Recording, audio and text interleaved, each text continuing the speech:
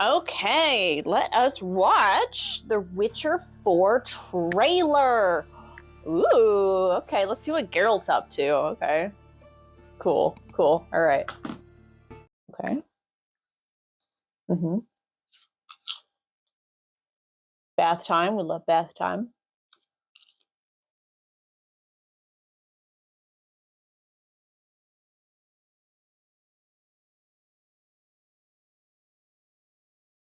Okay.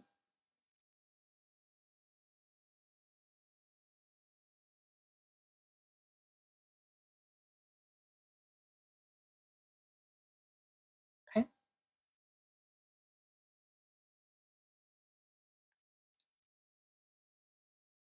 Mm-hmm.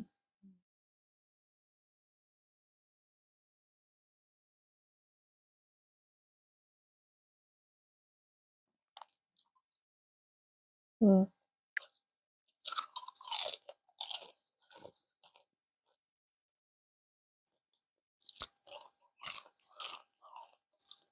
There you go. You need it.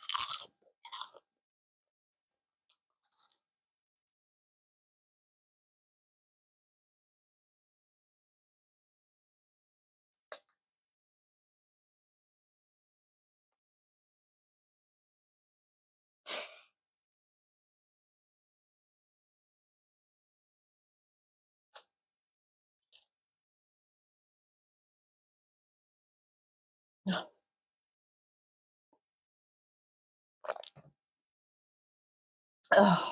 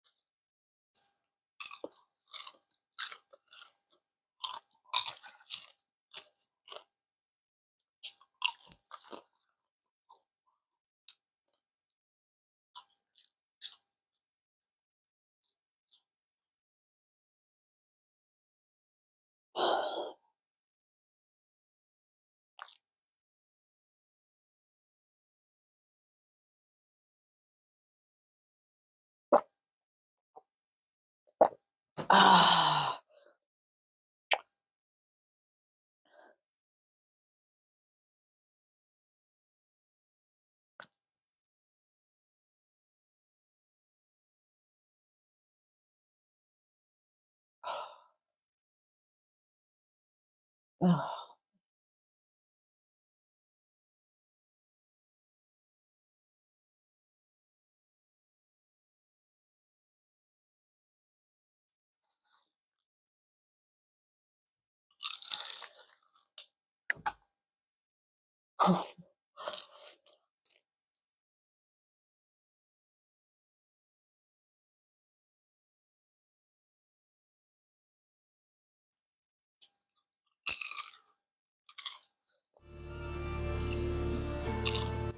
Oh my goodness.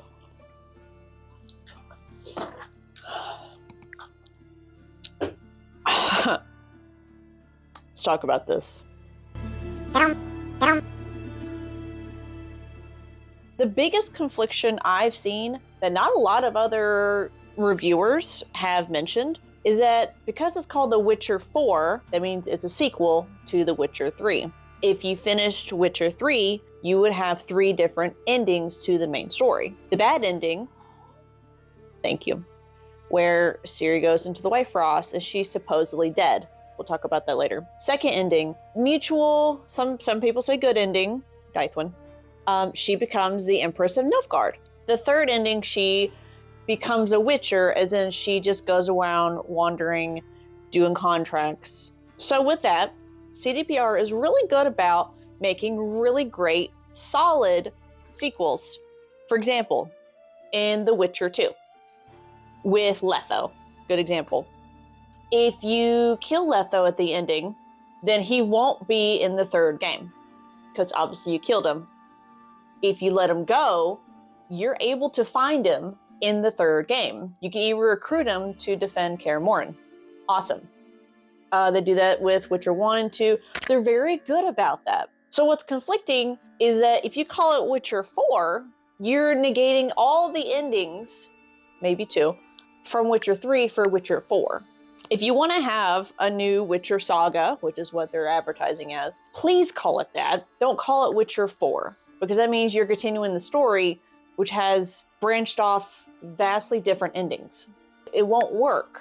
So don't call it Witcher 4. Call it A Witcher's Beginning. The Witcher saga begins. Ciri the Witcher. The Witcher ending in Witcher 3. Sure, okay. This is a great follow-up. Still conflicting because she's never gone through the Trial of Grasses. That the whole idea is kind of, well, the laboratory in Kaer Morhen was destroyed. But they did have like a secondary laboratory in Toussaint, if you went there with Geralt and did all that stuff. So maybe they found it, but we know Ciri is very hot-headed, and if she wants to do something, she'll most likely do it. So even though Geralt and Yennefer would not want her to, they will make sure she safely does it, but it's also why. You're so much more powerful. It doesn't seem like you need to. I didn't see her use her Elder Blood at all, her dash abilities or teleporting or anything like that. That would have been really great in this fight at some points. So they let her do the Trial of Grasses. She's successful. Obviously, her eyes are mutated. She could drink potions. At the end of Witcher 3, she was 25. That's so old for anyone to be going through the Trial of Grasses and let it successfully mutate. So there really has been no account of a female Witcher in lore or the game ever. Now, not to say the Polish Witcher TV show, which I highly recommend to watch, there is female Witchers. It's so much fun. I actually like that. That's really cool. But Ciri would be an exception. But she's the only exception because she is one of those Mary Sues. Like, of course Ciri would be a Witcher. Of course she could go through Trial of Grasses when she's 28 years old. Of course it was successful. Of course she's doing all this stuff. But it's like, do we really need that? I know some people were saying, well, isn't it obvious that The Witcher 4 is going to be about Ciri? It's like, no. If you take into account the game, the lore, read it.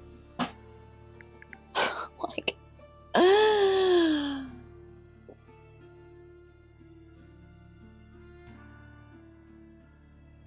I guess that's it. Like, that, again, off the branching of the 3 endings, she does this. She travels with Geralt as a non-fully developed witcher, just a witcher girl.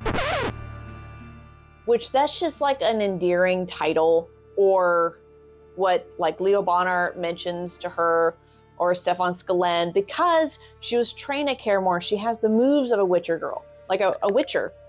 She's not actually a full witcher. She trained and did kind of the potions and everything, but she wasn't fully developed, right? But Leo Bonner saw that she had the witcher moves because he slaughtered a lot of witchers. So he knew that she trained there. So that was just his nickname, because he's like, whatever, you know, witch girl. It's kind of like a spiteful. Again, read the books. That's the only plausible that I could see them do, or the reasoning why they will make this game, is off that branch of the ending. The hair, it's okay. The connection braid here doesn't make sense. It's not gathering the other hair. I like the incorporation of the leather. That's nice because it keeps it uniform. But as someone who cosplays as a female witcher, like so, I can tell you, swinging a sword, running, jogging, anything with a braid on the side, it's more hassle than it actually is worth. And in Witcher 3, I liked her hair in a bun. That makes sense. Also, why did they change the voice actress? She sounds terrible. We'll get back to that in a little bit. Now, this right here, this cavern, looks like from a Gwent card. I think that's what they're going for. What is that voice? Was the original actress like not wanting to voice her again? Because they kept Dave Cockle through 1, 2, and 3, and he does stuff for Gwent, and it's like he does all the stuff, and so it's like, why can't you do the same? Ooh. 2 things to talk about. During the trial grashes that she obviously overgone, maybe messed with her vocal cords, gave her too much testosterone. Like, it's too deep. Look what they've done to my girl. Let's talk about how she looks. So at the time of this recording, I am 36 years old. I don't know how old she is, but we look very different. Now, mind you, I have really good genetics. I take care of my skin. Her only makeup is like eyeshadow, which is fair. She comes through a long line of beautiful elf and half-elf lineage. Her great-great ancestor was Lara Dorren, gorgeous elf. Everyone loved her. She's beautiful, very powerful.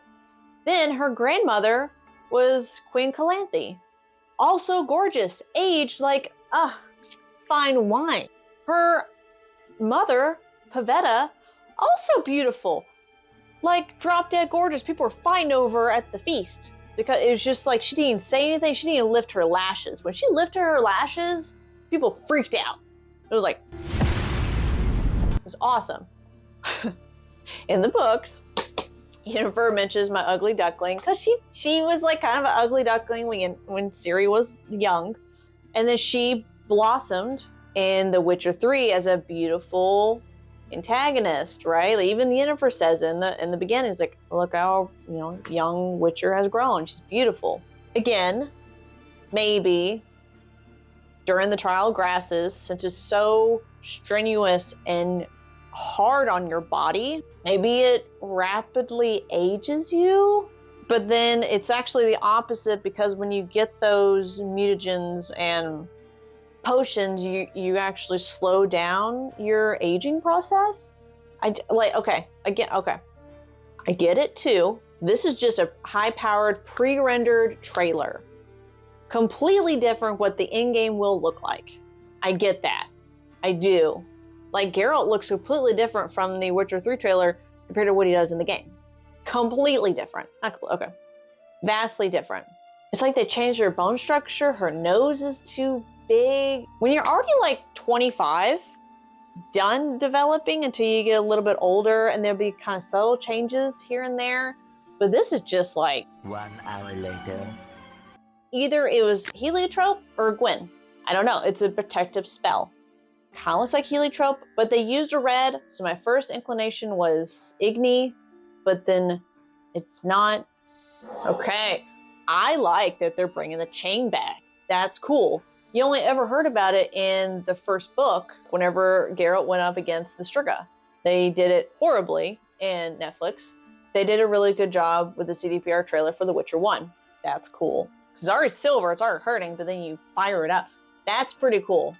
Maybe they taught her that in the Link School. Let's say the bad ending. That Ciri goes and defeats the White Frost, but she never returns. We know during that event, it was the conjunction of the spheres, which is like the universes colliding and everything and portals opening up.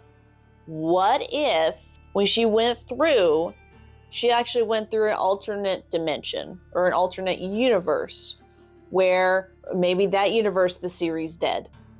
So it's almost like a clean slate for her. So she goes through, and then there are female Witcher schools. There is the School of the Link. She finds it, or they find her, kind of know to Witcher 1 a little bit, or Witcher 2, where he has the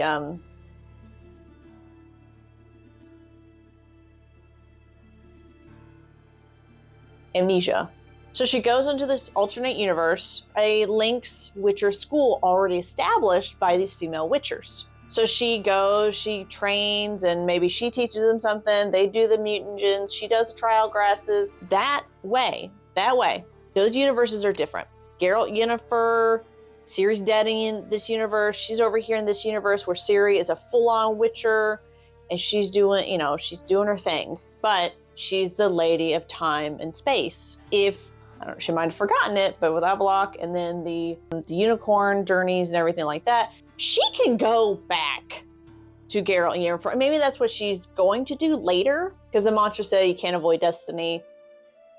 It's very far-fetched, that ending. Because, to me, that would be like a clean slate Witcher game. And then the Empress ending, that's the ending. When her and Geralt were traveling around, they found the Witcher school, and then they brought it up, and maybe Geralt is there training other Witchers. Maybe she got money from Daddy and made the Link school. In the books, she took the cat medallion from Leo Bonner. She never earned the medallion. So maybe to make her own school, because she also loves Skellige, she was raised there in the books. That makes sense why that could be her home base. Maybe that's why her armor kind of looks like the bear school, but it's more of like a Link's Witcher bear armor. I'm not excited about it. If I want to play Ciri in a Witcher game, I'll just install that mod in the game. I can do that now. I don't want a whole game about her. There's so much riding on her. It's like there's Ciri, then there's all this backpack of responsibility and all this destiny, and it's that's way too much. I don't even think she needed to undergo the trial grasses. It was unnecessary. The only difference I could see is that she could do potions now. Huh? And I guess Witcher signs. Huh? That's it. That's the only two benefits. She didn't look like she went faster. Geralt showed in the trailer he is super fast. That was her normal speed. That would have been cool to see her use her dash ability like in 3. And I'm just rambling. There's too much lore breaking that I'm not excited about. Too much pressure on Ciri I'm not excited about. I'm not excited about Ciri being able to do what Geralt can do, plus vastly more I'm not excited about. It's not exciting. I guess the only thing would be it looks like they're incorporating monsters from Gwent that I'm excited about. But I guess more monsters came during the conjunction of the spheres during the White Frost. See, it's I just gotta end this here. I'm just gonna keep rambling on. So, I hope you enjoyed this, and good luck on the path.